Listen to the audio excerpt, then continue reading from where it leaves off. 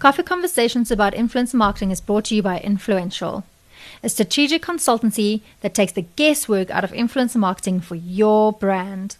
We provide much needed strategically crafted frameworks on how to implement influencer campaigns specific to your brand needs.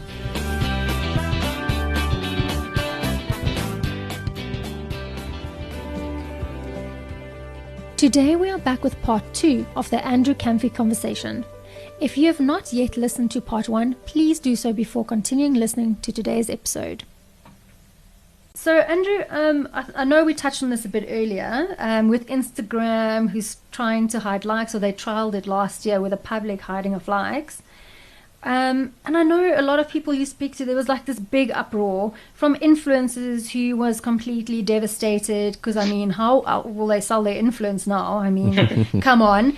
And then even some brands were also in a flat because they're like, how do we measure success? And I think we in the industry know that that's not really a great metric. In any case, just looking at the number of likes or followers and the like.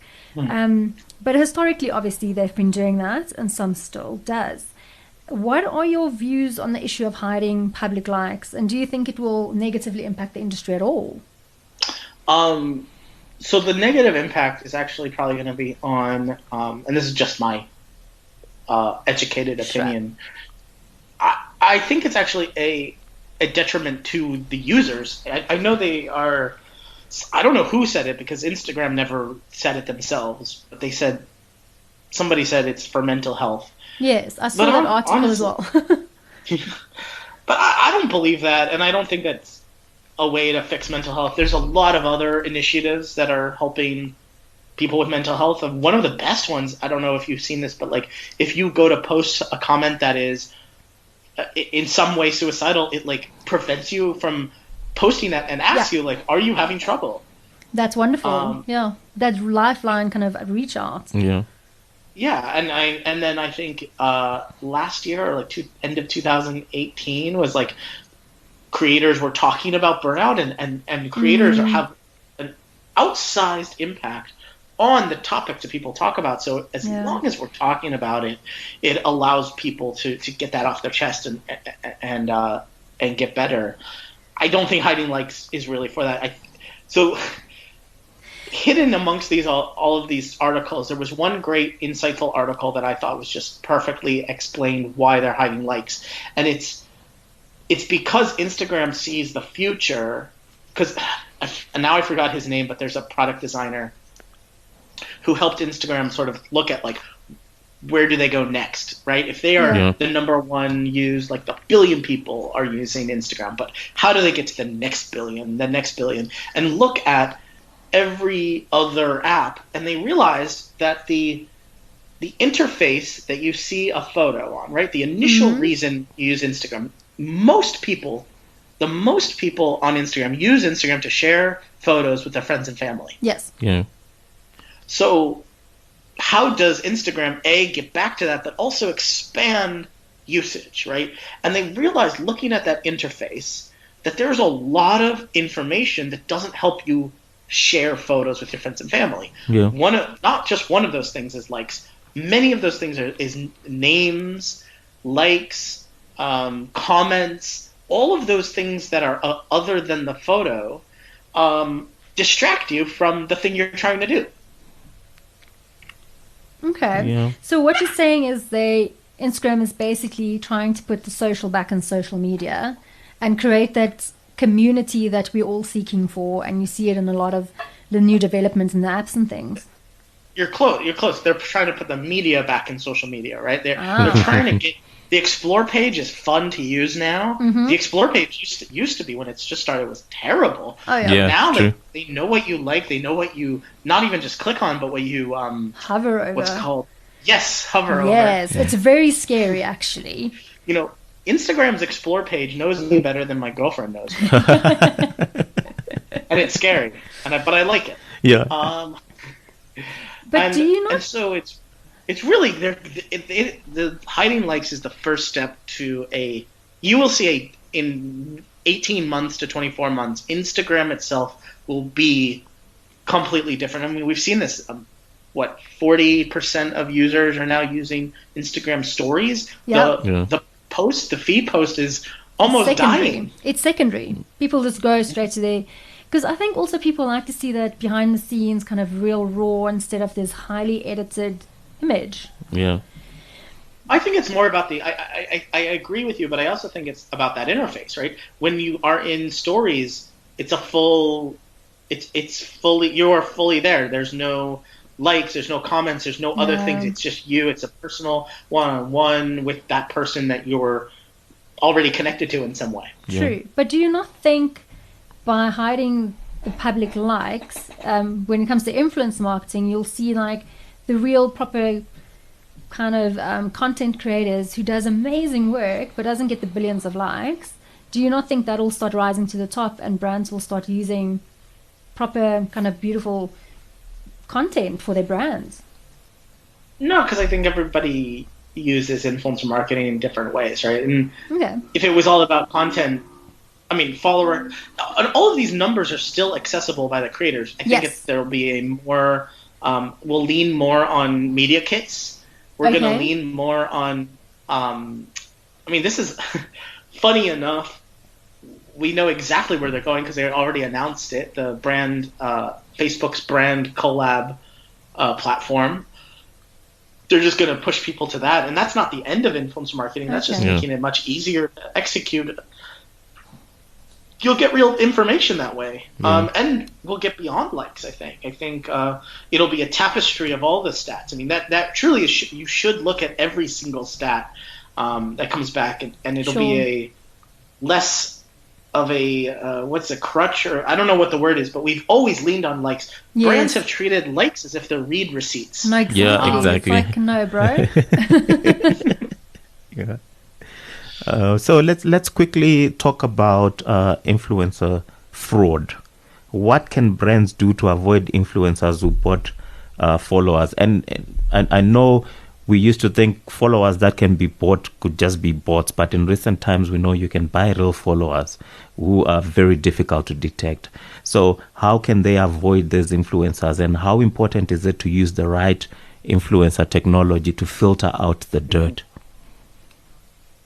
I wonder if you're asking me this question because I literally just wrote like a rant about this on LinkedIn. Perhaps. Like so for about 6 months, people were talking about fraud and fraudulent follower counts and stuff, and I just regaled against it. I was like, I'm never including this in my newsletter. Like, this is not helpful. It's not actionable to talk about fraud. I was just like, this is not the fraud is not the worst thing to happen to influencer marketing. This conversation about fraud is because it's like a distraction. Yeah. But I've come around. Like I've come around to realizing. So I've come around to like realizing that if people are having this conversation, they're probably missing the point of influencer marketing. And I hope this isn't confusing. Okay. But there's a huge difference between influencers and influencer marketing. Yes. Influencers is like a term that if you use it in the broadest sense of the term, it's just like someone who has an impact on someone else. Exactly, which is everyone. Yeah. Yeah, and your influencers could be, right, I think we touched on this before. It could be your brand advocate. Yeah. Is it, an influencer campaign could really consist of consumers who already buy your product that are just have literally the most followers. No, exactly. And so that's the other definition of influencers, like someone who has a larger than average social media following. Mm-hmm. That's made up of relevant people. Well, if you notice, I didn't say the word relevant. And that's because some brands, and I can't say who they are because I don't know who they are, because I've never really seen like a terrible campaign. The good thing is we don't see terrible campaigns because they don't get the reach they need. Oh, that's true. Or in South Africa, everyone makes a big deal, so people go look at a terrible campaign. Right. So here's what I think influencer marketing truly is, and how if you approach influencer marketing in this way, you'll never have fraudulent follower. You'll never even care about follower fraud. But if you, and I touched on this before, but like again, this is sort of the way that brands generally go, not generally, the bad way to go is saying, I want to do influencer marketing, so get me some influencers. Yeah. That's terrible. That's a And they terrible must have thing. 1 million followers. Yeah. Right. What you really want to say is like, where are the people you want to? It's a marketing channel, right? So Yeah. same process as marketing. Mm-hmm. Where are the consumers? Mm-hmm. What are they doing now? Mm-hmm. And then who influences them? Correct. Right. It could be as close to the buying experience as possible, such as, are there people doing YouTube reviews of your product versus another product? Mm-hmm. That is almost as close to a buying decision as you can get. Consumer Reports. It's Yes. a magazine, but it's also an influencer. Correct. Right? Yeah. There are literally people who read that and determine, I'm going to buy that product. Yeah, So because it if comes you from a get credible, close- trusted source. Yeah, and if you can Yeah. get close to that buying decision, then the content that you create should be of that format. And you're going to actually look more at share of voice. And I know this isn't really like a term that's used often, but basically you say like, if my consumer is like a 35-year-old man or a 42-year-old woman, like let's say plus or minus 5 Sure. years in each, then like how much of their time is spent on these platforms, and how can I get the most amount of their time, Yeah. right? So is it on YouTube, Twitter, and TikTok? Probably not for a 35-year-old man or a 42-year-old woman. No. Here's like a crazy thing. If it's a father or a mother, TikTok's actually probably really good. Hold on. Isn't TikTok for mainly kind of up to like 22, 23-year-olds? Like teens, actually, like young Oh. teens too. And so what happens is if you have like a 45-year-old or up mother or father, Yeah. they're going to be actually participating in a lot of their teenagers' TikToks. Okay. And remember, it's about going to the buying decision. So say, I don't know if this ever happened in South Africa, but there's actually a problem with like a bunch of kids' content, convinces the kid to ask their parents for Yes. something. We call it like the nagging effect. Like you want to Yes. get to the kids so they nag and nag their parents to go get them X, Y, Z. Right. So like you can right now, if you have a Gen Z person and you want to get their parents to buy something, because it's the parents that actually have the purchasing power too. Yeah. Like Gen Z is sort of looked down upon as like a category to advertise to, just because it doesn't have the purchasing power that say Yet. millennials and older. But there's a lot of parenting. But if you look at parenting, like the parenting segment, you're probably going to go to bloggers because Yeah. that's what parents read blogs. That's just what they do.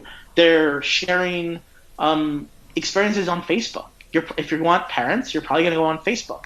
If you want, say, a college age, like today, you want a 20-year-old to 22-year-old, Mm-hmm. and you want to serve them like alcoholic drinks or something.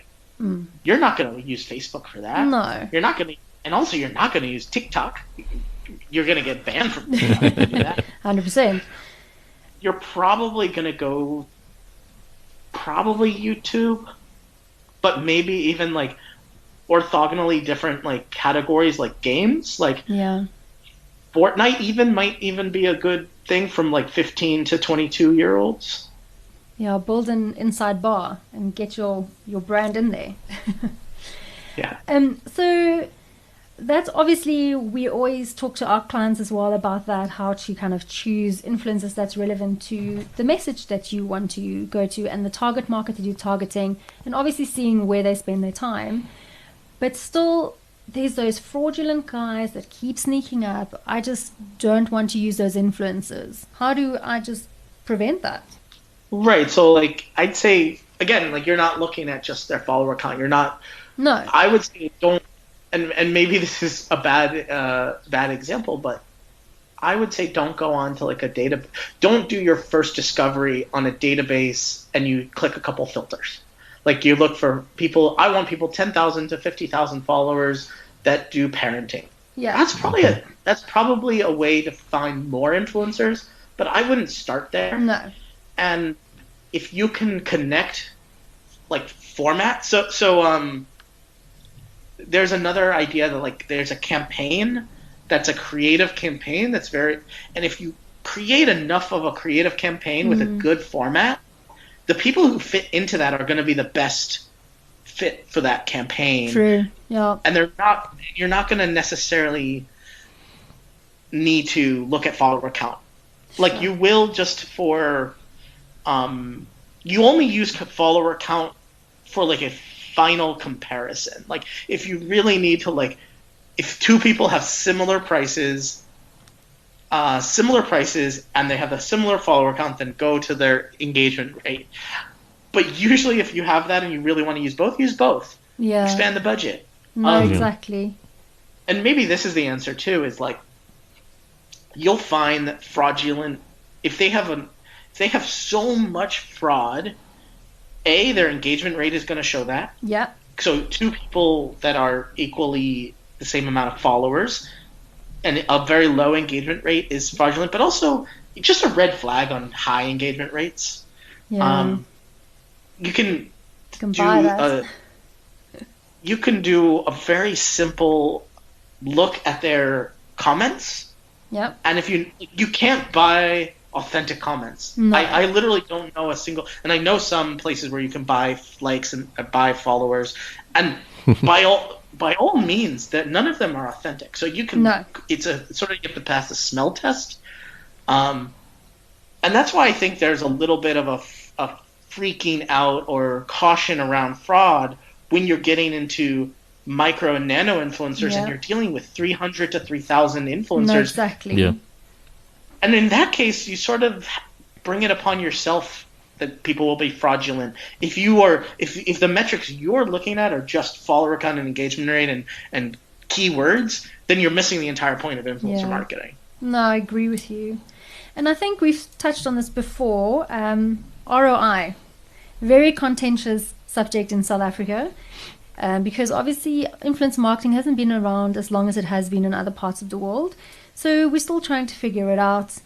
And obviously we do our KPIs and we put our measurements in place so everyone knows what success looks like. But what's your thoughts on where ROI is going to end up at? Or where is it going to morph into so that everyone can kind of chill out and kind of know it's in place?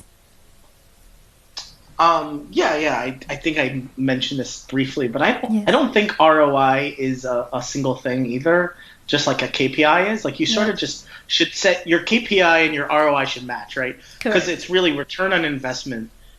But a lot of people discount like the creativity that goes into the investment side, right? Return on investment is two-sided, and you can increase your ROI if you decrease your investment. You can also increase your ROI if you increase your return.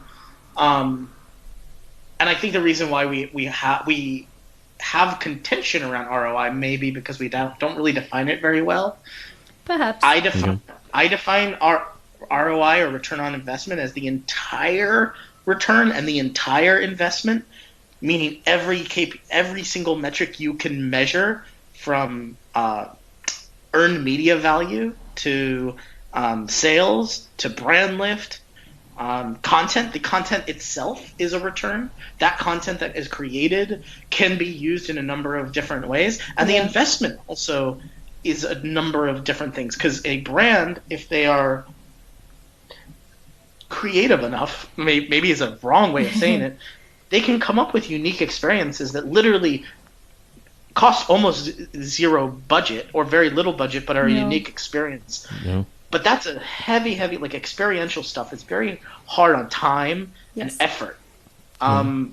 Formula E has done this really well. I almost worked with them because they had done, they took a gamer, a big Twitch gamer, and they had him drive a Formula E car. Okay. And it was in Britain, and then they were going to try to do the same thing in America. And I was like, yeah, do that. It worked. They were like, yeah, we loved it. We all we did was give this guy literally a car to drive for a half hour, and that's it. They didn't. I think they ended up paying him a little bit, but it was a creator who was like, he should have charged 10 times more, but he's like, oh my God, I get to drive a Formula E car? I'm in. Whatever price you want. All right. And again, that comes back to knowing those trigger points of who actually is interested in your kind of brand industry, I suppose, and giving them kind of what they want. Or what they don't even know they wanted. True. Very true, yeah. Most of you know that Influential is our podcast sponsor. But did you know that my co-host Anne heads up the agency? And that is the first ever boutique agency in South Africa that specializes in developing strategy for influencer marketing. Anne and the team are experts in the field and have spent years honing their skills and knowledge about influencer marketing and at some of the country's biggest PR and media agencies. The moment that you think you might want an influencer campaign, make sure to call or email them first, because without strategy, it might not have the outcomes that you would like and are looking for. In addition to talking all things influence on this podcast, and also puts together the fantastic Influential newsletter that comes out every month. And this is another way for you to keep up to date with the industry. The link to latest newsletter is in the show notes. Check it out, and if you like, please subscribe. Anne's contact details are also on there. Let's keep the conversation flowing. I hate bringing it up because it's too good of an example. But there's a couple creators that do fantastically funny integrations where the brand is sort of already a little open to interpretations. Okay. Let's say. So do you know David Dobrik? No. He's a YouTuber. He used to be a Viner. He was Liza Okay. Koshy's boyfriend. I don't know if Okay. you know Liza Koshy. Well, he did. He's done a SeatGeek integration, and they gave him an ad read, and they're like, "Hey, just read this ad in your video." But like Okay. other than that, that's it. That like just read this ad in a video. Because I know he would turn it into something Yeah. that his followers would obviously love. Right, and what he did was on the return drive from being at the dentist, Yeah. he read it. Still full of Novocaine, I'm assuming. Right, and so that's a special thing that like a brand will just like allow that, right? Yeah. Yeah. A brand who doesn't really understand influencers would be like, this is awful. But what Yeah. happened was followers of his and fans of his started, every time they left the dentist, they would read the exact same ad. You see. So then it became a meme type thing where Exactly. everyone kept on doing it. Yeah. So in our neck of the woods, we are increasingly seeing brands lean onto nano influencers. Not sure how things are shaping up on your end, and we're seeing quite a exponential growth in that space. Why do you think there is that suddenly burst of energy in this regard? I hope this doesn't sound too negative, but it's all about the engagement rate. Like it was like a math problem, right? Like Yeah. the math as engagement rate goes down, people are like looking for higher engagement rate. And if you asked me this question 2 years ago, I would be like, this is awful. This is terrible. You're not going to get the same impact from nano influencers as you are like a good creator. The professionalism just isn't there. Again, this is if you asked me 2 years ago. There's just no professionalism. These are creators that are doing campaigns for the first time. Yeah. Most of the campaigns are free product where you're going to have just a lot of wasted time and effort where you're mailing stuff to people and then they just either don't get it, don't do a video, don't do a post about it, or if they do it, they just don't have the chops to make a good integration. Like, again, the ideal integration is when a creator and a brand come together and create something unique. But don't you that think either could do alone? there's something about that authenticity of a nano influencer who's not a professional at this and not so glossy? There's some credibility in that. Right. There's just as there is like credibility in Tupperware parties, right? That's it. That's nano influencers, really. Like we're talking about sort of on the precipice of brand ambassadors, and that is a fantastic strategy. So you ask me now, what about nano influencers? And I think ambassador programs and anything you can do to engage customers who have an outsized or above average follower count is fantastic. But watch out, because like you're gonna get just a lot of crap, higher percentage than normal, unless you have like a good agency that understands like how to create a good brief, how to create a good program. Like those programs, you brought it in nicely. So that's exactly what we're going to say. So where we see the nano influencer marketing growing is within those specialized agencies who obviously go out and find the perfect fit of, which is generally brand fans already, and bring them into the campaign, developing proper briefs, hold their hand throughout the entire process. And they also get training on kind of do's and don'ts and all of that jazz. And then we see absolutely fantastic things coming out. Right. And what you can do then is like cherry pick, right? You can say, okay, we've sent product to 300 people, 200 of them posted on Instagram. Out of that, about 2 did a good job. That's probably going to be your numbers. Like, those are real numbers. I'm like estimating. And those two people, something very new that I've been discovering is whitelisting or dark posts, where you can take even someone with only 1,000 or even 8,000 followers and pay for that content to be in front of 1 million. Yeah. And I don't think that's false advertising. I don't think that's against any rules. I think that's a great application of nano influencers as creators, as content creators. Exactly. But also it takes a very specialized agency that can have the creative chops to take that content and maybe reform it. Literally, I just was on the phone last week with someone in New York that literally 100% of their job is to do actually small so they do nano influencer campaigns without the mass. They only get like 10 to 12 creators. And then the only thing they do is dark posts. So they don't even run a normal campaign. Oh, wow. Okay. And what they'll do is they get the content on Instagram. It actually is created there. Then they'll take it and re-edit it as an ad. Yeah. So really all they're doing is they're a creative ad agency that they're using, instead of taking this content and going to a media agency, which is the old type of advertising, right? You had a creative agency and a media agency, that there were different things. Now this person's like, we go to these creators, have them make the content, we bring it back in-house, creatively edit it into a commercial, and push it out. It's like, that's a great use of influencers, and that's also the way that influencers have been used for a long time. You see a lot of influencers in commercials now. Oh yeah, it's fantastic. It's doing that whole 360 where you use them in your campaign, you use them in your ad campaigns, and it's just kind of that golden thread that just goes through your entire campaign from start to finish. Yeah. And that's what I was saying earlier. It's like, I think it's great that influencers and influencer marketing is becoming more pervasive. Yes. There's more flavors of it, and that means there's more opportunities for all kinds of marginalized people. There's agencies that specialize in like very specific types of campaigns. Literally, I think there's 2 gay travel influencer agencies. There's an influencer agency called Black Girl Digital. I wonder what they do. That's amazing. It just shows that there's obviously a niche for everyone, right? Yeah, and there's more to come. Like, I think last count, about 18 months ago, someone else did a count of about 700 to 900 platforms or agencies. I'd say I'm going to be doing another study this year on the number of platforms and agencies, and I would say well north of 1,000 worldwide. Yeah, absolutely. They are springing up all the time.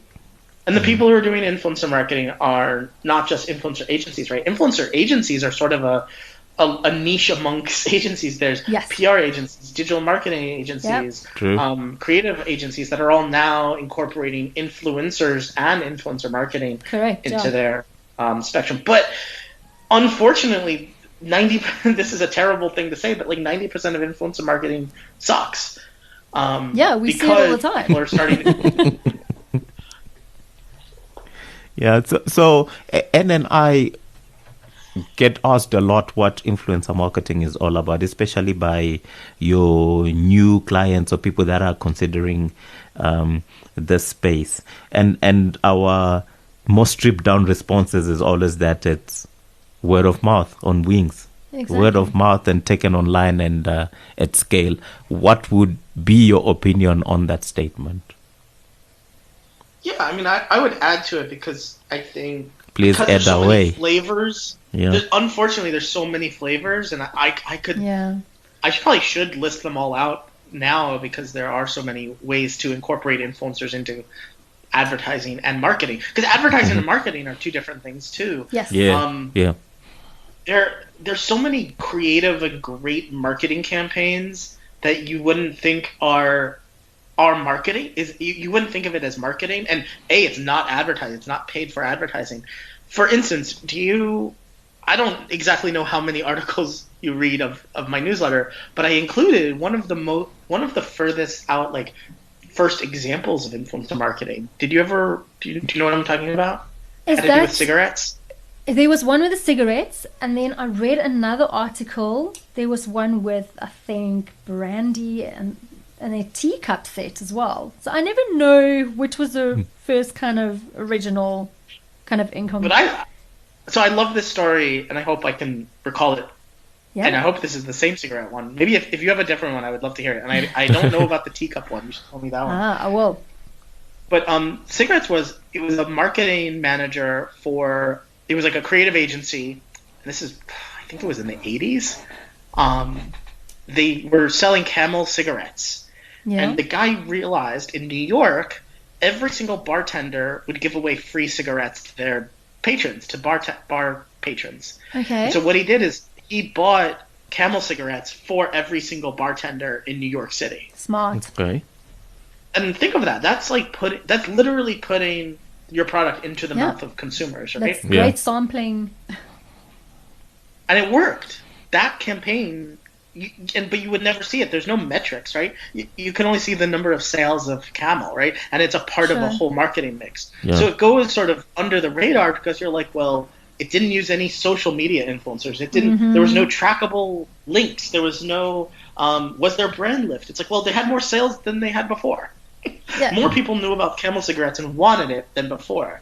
Exactly. That's a success. And then you start thinking, but what did we do differently? Wait a minute, you know? Right. I think the best thing about influencer marketing is that it's grown from just that idea of like this underground way to get people to like. It's now part of experiential marketing because now you create experiences, like you can sponsor Coachella, plus you can get social media influencers to go to Coachella and with your brand and showcase your brand's logo. Like influencer marketing now is pervasive, right, in all of marketing already. Yeah. We just need to keep defining it and keep expanding the idea of influencers and influencer marketing, and this industry grows naturally 20% year over year, actually 38% year over year. No, exactly. For the next 3 years. It's fantastic. So we're coming kind of to the end of our interview with you, and our little chat with you rather. And I would love for you to give our listeners your top 3 tips if they want to run a successful influencer marketing campaign. Yeah, I think the top 3 tips, at least from our conversation, I don't want to bring in any No, whatever you think would be the top 3 tips that you would give anyone who asks you the question. I mean, ideally define your KPI. Like really hone it down. Just like state it explicitly. No, exactly. Know what success looks like. Yeah. Yeah. Well, know what success. Maybe that is a 2-parter, and maybe that's 2 separate things. Know what success looks like, and know how to measure it. Sure. That's 2 things. And maybe the third thing should be have fun with it. Like, I love that. No one ever says that. Yeah. Oh, really? That's the first.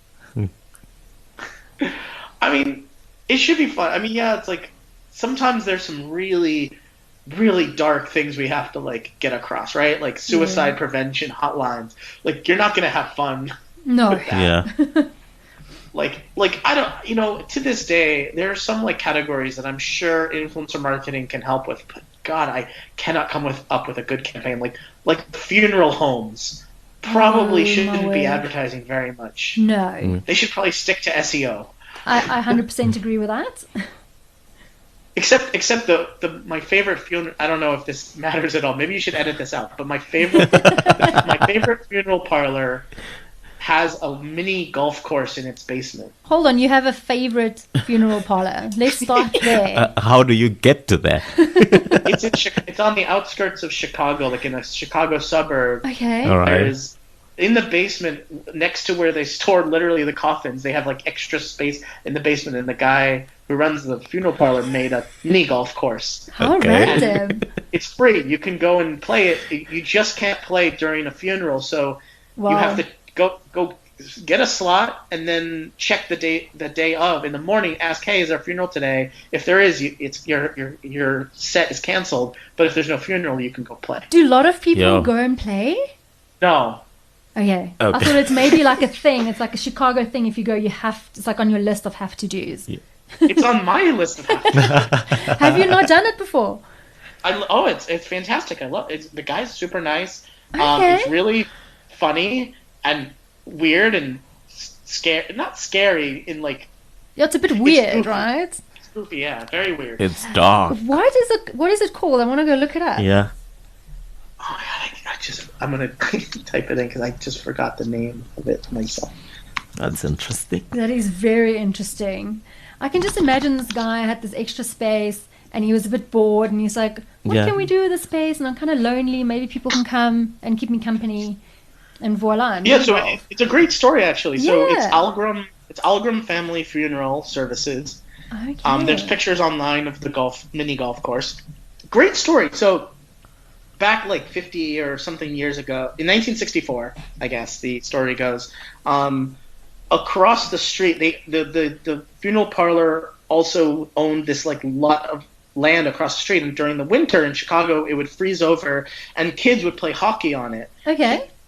The funeral parlor agreed that yes, kids can play hockey on it, but not during funerals. Okay. All right. And so when they got like this new building, they realized like where they store these coffins, they have a lot of room. So made this indoor like play area, and it has like a shuffle thing, a shuffleboard thing, Yeah. pinball machines, and a mini golf course. I think it's wonderful. It's one way to It's get fun. people into your business. Exactly. Yeah. And finally, where can our listeners find you? Because I'm sure there's still quite a lot of world of information and experiences that you would want to share. So where can they find you? Online and everywhere in between. Email, the best place to contact me and just get anything from me. Like 90% of the things I do, I give away for free. Newsletters free, influenceweekly.co. Everyone Alright. should sign up to that. We all are in this office. Yeah. Oh, come on. We're obviously There's no R, it's not influencer weekly. No, It's just no. influence. Influence Influence Weekly. Weekly, Yeah. yes. We'll include all of this in our show notes as well for Oh, cool. posterity. Yeah. And yeah, anyone can, and everyone does, or not everyone can, anyone does email me back. So they reply to the newsletter every week. All right. And Sure. I get into conversations with readers. I try to jump on a call 1 or 2 times a week with Yeah. readers. Okay. Yeah. The entire ecosystem reads the newsletter, so more than happy if it's a brand, a marketer, an agency, even influencers themselves or talent managers, or even people who are just interested in this kind of thing. Yeah. I don't talk down to anyone. Like I think everyone sort of knows a lot of words, but Yeah. like I try to also share stats and data. So Yeah. I'm not going to use sort of like a lot of times I'll use like EMV or earned media value and expect you can Google that if you don't know it. Sure. Yeah. And I share a lot of stuff on that newsletter and links to all sorts of stuff I'm doing. So I put together a lot of curated documents. Yeah. So like I have like 42 stats that prove influencer marketing works. If people are looking for pitch deck material, Okay. I share reports that just help us do our job better. Awesome. like Mary Meeker's internet trends every year I share, and it's like 300-page document or PowerPoint. But it has so many good data points in there to help look at what is the products we should be looking at, categories, and what are people using. Like, I've heard of apps. She shared some apps that are like growing massively that I'm like, I need to know about that. Amazing. And you never know which platform. We talked a lot about Instagram, Facebook, TikTok. Yeah. But there's other platforms like Reddit, even chat apps, WeChat, WhatsApp, Discord, Telegram. There's so many apps that consumers and users use for different things. Yeah. Yeah. All right, and for better than great influencer marketing strategy, where do they get hold of you? Oh, you flatter me. I'm trying. Thank you. We are on Twitter and we are on LinkedIn at Influential SA without the I, because we're cool like that. And like Andrew, we're trying to be like you. We have a newsletter, but it's not as big as yours yet. Yeah. So please sign up to that, and we'll put everything in the show notes for you guys. Yeah, and we are Coffee Conversations about influencer marketing on Facebook. Let's keep that conversation rolling. It's going to be a better year. And Andrew, thank you so much for joining us. Enjoy your little holiday. Thank you so much for joining us. Now, Andrew, this was an absolute treat. Yeah. Thank you. Thank you for... Only our pleasure. Yeah. And to our listeners at home, in your cars, at the gym, at the restaurant, wherever you're catching us from, until next time, we love you, but we have to leave you. Yeah, we'll see you next time. Thank you. Bye, guys.